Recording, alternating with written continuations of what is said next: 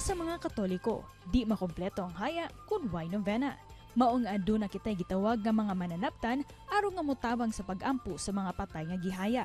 Usa sila sa mga mahinungdanong tao, gumikan sa kadako silang papel sa mga haya ug kun adunay magpaampo nga mga pamilya sa ilang namatay nga hinigugma sa kinabuhi. Ug karong buntaga, sayra nato ang istorya sa usa ka pinangita nga mananaptan sa dakbayan sa Subo ug ato usab kumustahon ang iyang kahimtang subay siyang propesyon. Dinhi lang sa GMA Regional TV Live.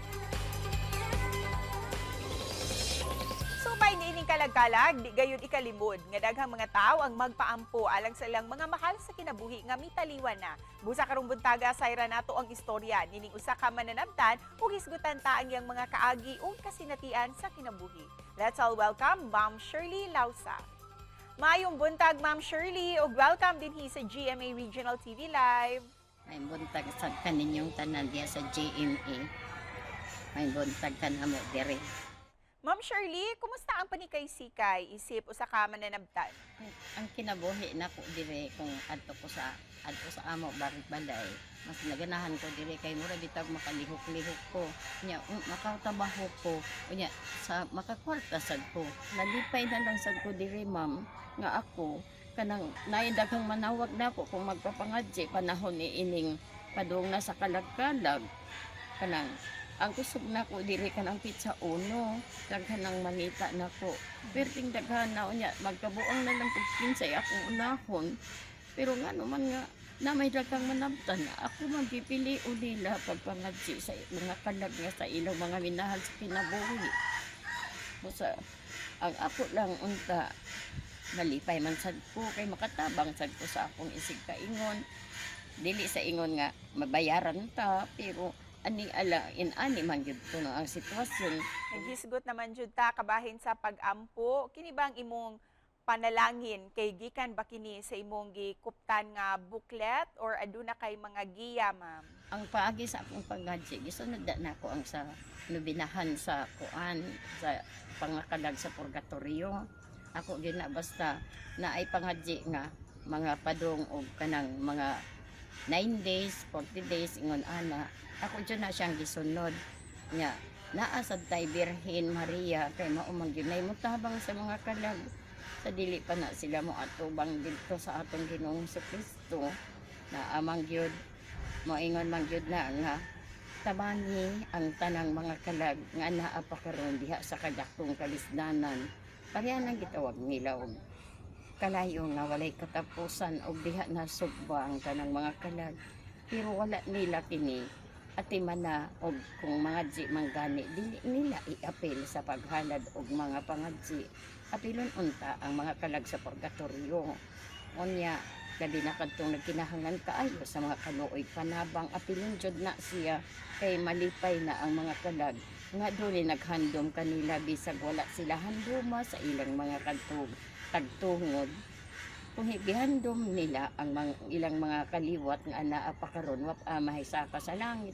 mao kana ang mga kalag nga nagkinahanglan kayog sa mga kaluoy panabang labi na sa mga manabtan nga kahibaw mo giya ug mosangpit sa mga kalag ug mutod ngadto padayon sa imong paglakaw kay dili ka para dinhi sa kalibutan didto ka na para kaniya busa ang tanang mga kasalanan nga imong nabuhat ni ining kalibutan na imo gipasaylo ka na sa Ginoo mao bitaw gikuha ang hinuwaman nimo kinabuhi mauna nga ihatagan ka og grasya niya mauna ang mga kalag malipay kay na ingon anang mga pagpangadji sila sigurong tanan dili tanan mahurot kung pag haltod ngadto ka sa Ginoo hinay-hinay lang kung doon na kay kalag nga imong natugyan ngadto nga napangadjian nimo unya ana karon sa purgatorio kana sila makatabang kana sila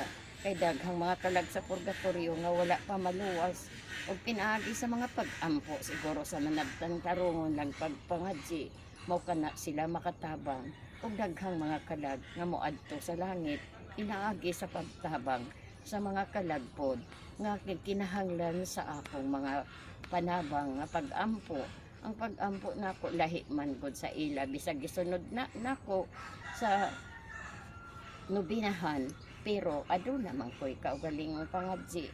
Dili wala kong kahibaw kung kinsay naghatag ni ana. Gisuwat lang na nako atubangan sa akong altar. O ang atubang nako ang mahal na Birhen Maria. Siya siguro ang nagagiya kanako kay nagpiyong man akong mata. Isip usa ka mananamtan, nganong mo gamit mo og pinulungang Latin? Say meaning ni ini Ma'am Shirley. Kanang Latin, ma'am, kanang sa karaan maguna siya, mo sa gisunod na mo. Pero ako nang gipanang paningkamutan, ma'am, nga mahimo unta na og English unya. Pwede ra siguro nga makahubad ko sa Binisaya. Pero mas gusto manggod sila sa Latin kay ang kanang ila ko nung mga kalag imbis dili mo lakaw ambot nagtinaod ako ma'am ha. Basta kung dili gani ko nung makalakaw kung mabasa ana kuan man kanang di naman mo lingi padayon naman siya iyang paglakaw. Iko unsa di ay kaning Latina no, unsa di ni kabugat.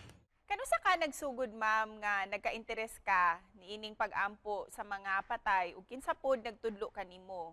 Na ako'y amiga nga manabtan anya ningon sa Shirley gamita og makahalad kag pag-ampo ngadto sa mga kalag gamita unya unahag pag-ampo didto sa kanang kumon kay dito kuno sa kumon ningon ko nga karon kay naa may mga minatay nga niabot naglubong gi sa Shirley naa man kay basahan lang na sundan na tanang ibasa nimo unya ako'y nangadji unya riban binantayan na nako daghan nga nangamatay ang inahan ang mga bana asawa mga daghan kay na sila ako yun na tanan gikuha nga pangadjian ng lutiha ako'y nagbantay ka lakadihan niyo ba inday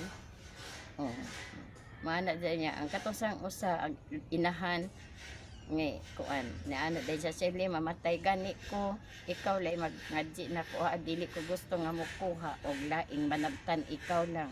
Ug isip pa na pos ma'am unsay mensahe nimo para sa mga kapuso viewers nga nagtan-aw karon?